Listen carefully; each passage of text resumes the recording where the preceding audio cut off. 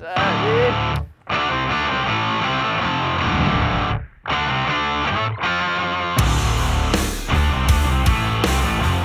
Doing good. Just out here at Red Sands, getting some riding in.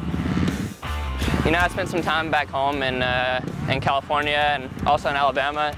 Just actually been playing a lot of music. Spent some time in Nashville with my dad, and yeah, you know, just seeing family. And it's actually been nice to have a little break off the bike.